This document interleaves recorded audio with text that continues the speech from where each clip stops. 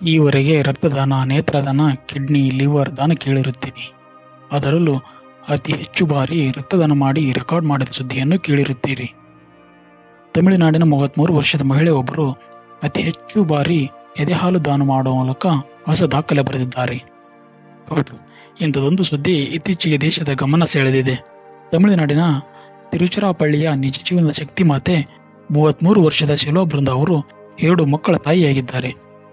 ಅವರು ಕೇವಲ ತಮ್ಮ ಮಕ್ಕಳ ತಾಯಿ ಅಷ್ಟೇ ಅಲ್ಲ, ಸಾವಿರಾರು ಅಕಾಲಿಕ ಸಾವು, ಅಸ್ವಸ್ಥ ಶಿಶುಗಳಿಗೆ ತಾಯಿಯಾಗಿದ್ದಾರೆ.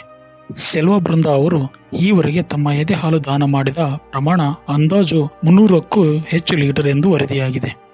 ಇದೊಂದು ಸಾಮಾನ್ಯ ಸಾಧನೆ ಅಲ್ಲ.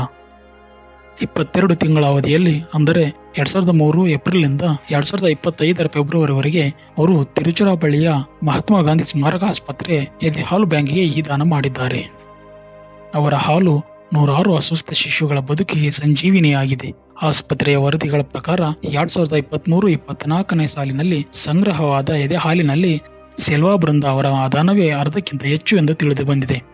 ಈ ಮಹಾನ್ ತಾಯಿಯ ಅಪರೂಪದ ಸೇವೆ ಏಷ್ಯಾ ಬುಕ್ ಆಫ್ ರೆಕಾರ್ಡ್ಸ್ ಮತ್ತು ಇಂಡಿಯನ್ ಬುಕ್ ಆಫ್ ರೆಕಾರ್ಡ್ಸ್ನಲ್ಲಿ ಸ್ಥಾನ ಪಡೆದಿದೆ. ಈ ಮಹಾತಾಯಿ ಮಾಡಿದ ನಿಸ್ವಾರ್ಥ ಕಾರ್ಯಕ್ಕೆ ದೇಶವೇ ಅಭಿನಂದನೆ ಸಲ್ಲಿಸಿದೆ. ಬೃಂದಾ ಅವರು ತಮ್ಮ ಮಕ್ಕಳನ್ನು ಹಸುವಿನಿಂದ ಬಾಧೆಗೊಳಿಸದೆ ಇತರ ಶಿಶುಗಳಿಗೂ ಸಹಾಯ ಮಾಡಿದ ಈ ತ್ಯಾಗ ಎಲ್ಲ ತಾಯಂದರಿಗೆ ಒಂದು ಸ್ಫೂರ್ತಿಯಾಗಿದೆ.